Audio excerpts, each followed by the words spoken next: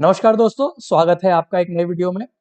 क्या आप 67 प्रीलिम्स आपका पहला अटेम्प्ट है या आप बहुत सालों से दे रहे हैं और प्रीलिम्स एग्जाम पास नहीं कर पा रहे हैं और फ्रस्ट्रेटेड फील कर रहे हैं, या आप उनमें से हैं जो पेपर में जाके पैनिक कर जाते हैं और उनको पता नहीं चल पाता है कि एंड में गलती कहाँ हुई। तो अगर आपके इनमें से कुछ प्रॉब्लम्स है तो आज आपको इन प्रॉब्लम्स का सॉल्यूशन इस वीडियो में हम डिस्कस करेंगे।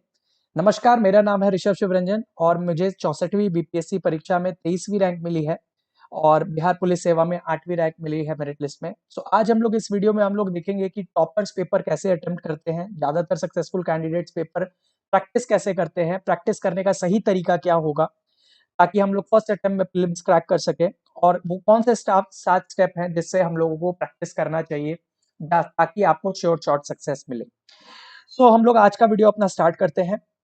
तो दो तरह के पेपर होते हैं, नेगेटिव मार्किंग की और जहाँ पे कोई नेगेटिव मार्किंग नहीं होती है। तो ज्यादातर पेपर्स में नेगेटिव मार्किंग होती है। तो आप देख सकते हैं यूपीएससी, यूपीपीसीएस, जितने भी यूपीएससी कंडक्ट करती है, सीडीएस, सीबीएफ, बैंकिंग के एग्जाम्स, एसएससी, आप देखेंगे सब में ही नेगेटिव मार्किंग है। तो इन पेपर्स को अप्रोच अलग होता है, इनका प्रैक्टिस करने का तरीका अलग होगा, पेपर में अप्रोच अलग होगा। बट हमारा जो एग्जाम है बीपीएससी का, यहाँ कोई नेगेटिव मार्किंग नहीं है। यहाँ पे हम जो डिस्कस कर रहे हैं, जो प्रैक्टिस का तरीका, वो नेगेटिव मार्किंग हम अपने बीपीएससी के एग्जाम के लिए कंडक्ट कर रहे हैं। तो ये जो तरीके हैं वो उसके लिए वैलिड होंगे। तो हम लोग जल्दी से अपने 7 स्टेप्स की तरफ आ जाते हैं, जहाँ पे आपको ये फायदा मिलेगा एग्जैक्टली कि कैसे हमें पेपर अटेम्प्ट करना चाहिए ताकि हम फर्स्ट अटेम्प्ट में अपना एग्जाम क्वालिफाई कर सके। तो अब प्रैक्टिस एक बहुत इंपॉर्टेंट स्टेप है। तो सबसे पहला स्टेप है कि प्रैक्टिस के अंदर कि लोग सही तरीके से पेपर में ही, बुक में ही रीड करते रहते हैं, क्वेश्चन के नीचे आंसर दिए हुए हैं, तो वो आपको कभी भी फायदा नहीं करेगा। लोग जब एक्चुअल एग्जाम में जाते हैं, ओएमआर उनके पास नहीं होता है, तो वो उसके अंदर ऊपर नीचे भर देते हैं, कभी रोल नंबर गलत भर देते हैं, नाम गलत भर देते हैं। मेरा ये सजेशन होगा, सबसे पहला स्टेप है आप ओएमआर खरीद के लाएं और उसकी मल्टीपल जेरोक्स कॉपीज कर लें और अपने पास ओएमआर रखें। और जब भी आप मॉक लिखें तो उस ओएमआर के अंदर ही आप अपना जो है पेपर में फिल करें बबल्स को, उसी के अंदर प्रैक्टिस करें। सबसे पहला स्टेप आपका ये होगा कि आप ओएमआर लेके आइए। सेकंड स्टेप आपका ये होगा कि आप उसी शेड्यूल में दीजिए जिस शेड्यूल में टाइम आपका एग्जाम होने वाला है। जैसे बीपीएससी का एग्जाम अगर सुबह होता है 10 से 12 या 10:30 से 12:30 में, तो आपको उसी टाइम स्लॉट में एग्जाम देना है।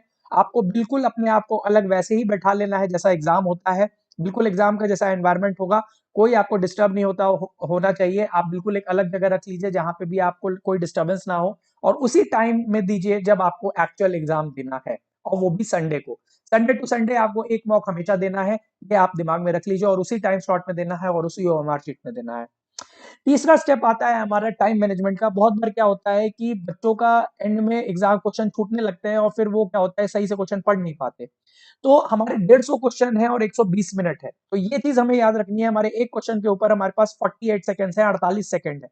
तो आपको ये टारगेट रखना चाहिए कि आपके 50 क्वेश्चन जो है लगभग 40 मिनट में हो जाने चाहिए, और 100 क्वेश्चन लगभग आपके 80 मिनट में हो जाने चाहिए। तो ये आपका मोटा मोटा आपके पास जो है एक टाइमलाइन, जब आप घड़ी में देखते रहे तो आप अपना ट्रैक करते रहिए कि आपका टाइम कहीं ओवरशूट तो नहीं हो रहा है। क्योंकि पेपर जब आप प्रैक्टिस करेंगे, क्योंकि ये सारी चीजें जो आप प्रैक्टिस करेंगे इसी को आप रिप्लीकेट करेंगे एक्चुअल एग्जाम में।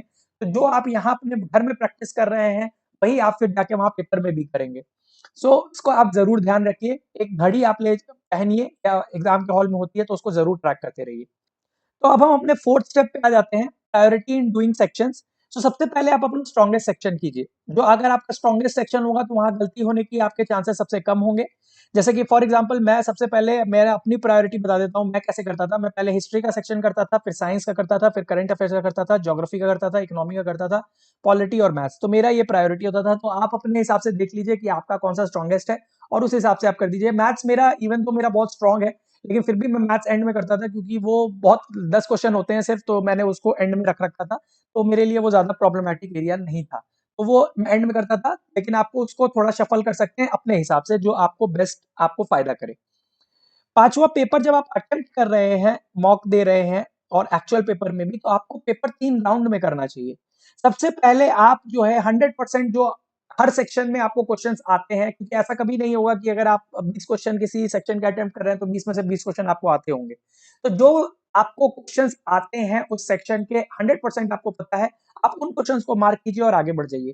फर्स्ट राउंड में आपको सारे क्वेश्चंस एक साथ लाइन से देखने की जरूरत नहीं है। सिर्फ पहले राउंड में आप सिर्फ वो क्वेश्चन कीजिएगा हर सेक्शन के अंदर जो आपको 100% आपको आंसर पता है। तो मेरे हिसाब से जब आप फर्स्ट राउंड कंप्लीट कर लेंगे और आपकी अगर अच्छी तैयारी है तो आपके लगभग 90 से 100 क्वेश्चन हो जाने चाहिए। अगर आपकी तैयारी ठीक है तो 90 से 100 क्वेश्चन आपके निकलने चाहिए फर्स्ट राउंड के अंदर। मिनिमम 90 क्वेश्चन तो होने ही चाहिए। उसके बाद फिर जब आप सेकंड राउंड में आए तो आप उन क्वेश्चन को करिए जहां पे आपको डाउट है, दो या तीन ऑप्शंस के अंदर डाउट है, आप उन क्वेश्चंस को कीजिए। और फाइनली फिर जो आपके रिमेनिंग क्वेश्चंस जो आपके बचते हैं थर्ड राउंड में, आप उनको कीजिए। तो आप अटेम्प्ट कीजिए राउंड वाइज। ऐसा मत कीजिए कि आप शुरू से आखिरी तक पेपर को दे रहे हैं बिल्कुल आंख बंद करके, ये नहीं होना चाहिए। अब एक बार आपका पेपर हो गया, अब आपने सारे पेपर्स को कर लिया, मतलब तो आपको जब आप एनालाइज करें मॉक देते साइन, तो आप एक डायरी बनाइए, या आप अगर लैपटॉप है या कहीं पे आपके डिजिटल आप नोट्स बनाते हैं तो वहां पे एक एक्सेल शीट में भी टेस्ट 1 टेस्ट 2 टेस्ट 3 डेट के साथ आप जो है अपने सारे सेक्शंस, टोटल क्वेश्चंस आपने कितने अटेम्प्ट किए, ऑब्वियसली 150 होगा बीपीएससी के केस में क्योंकि यहाँ नेगेटिव मार्किंग नहीं है, कितने आपके सही हुए और कितने आपके गलत हुए, और कितने सेक्शंस में कितने क्वेश्चन थे और उसमें कितने सही हुए और उसमें कितने गलत हुए। इसका आप एक पूरा ब्यौरा लिखिए हर टेस्ट का, और ट्रैक कीजिए कि आपका सबसे वीकेस्ट सेक्शन कौन सा है। क्योंकि एक चीज आप जानिए कि अगर आप चीजों को ट्रैक नहीं करेंगे तो आप इंप्रूव भी नहीं कर पाएंगे। अगर आप what ever that can not be measured can not be improve, ये कहावत है। तो आपको आप इंप्रूव तभी कर पाएंगे जब आपको पता होगा कि आपकी गलतियां कहाँ हो रही हैं, और पीरियड ऑफ टाइम आप ट्रैक कीजिएगा अपना इंप्रूवमेंट को। तो इस तरीके से आप इसको इसको इंप्रूव कीजिए और अपनी चीजों को एनालाइज कीजिए, देखिए आप कहाँ गलती कर रहे हैं, क्यों गलती कर रहे हैं, किस सेक्शंस में गलतियां हो रही हैं, और उसको फिर आप इंप्रूव करने की कोशिश कीजिए। तो सातवां स्टेप वही है, इंप्रूव कीजिए, रिवाइज कीजिए, जितना ज्यादा रिवाइजिंग एंड प्रैक्टिसिंग, जैसे मैंने पहले भी कहा है अपने वीडियोस में 99%, जिसमें मैंने क्वेश्चन वीडियो था हमारा कि 7 रीजंस व्हाई 99% पीपल फेल, उसके अंदर मैंने एक टॉपिक भी दिया था, रिवीजन एंड प्रैक्टिस। तो उसके अंदर अगेन आप जो आपकी गलती हो रही है, जो आपके वीक एरियाज हैं, उनको आप रिवाइज कीजिए बार बार और प्रैक्टिस कीजिए और अपनी चीजों को इंप्रूव कीजिए। तो ये एक 7 स्टेप है जो बिल्कुल एग्जाम लाइक कंडीशन में अगर आप प्रिपेयर करेंगे अपने घर में, तो आप एक्चुअल एग्जाम में भी जाके आपको कोई नहीं रोक पाएगा, आपको 100% रिजल्ट मिलेगा।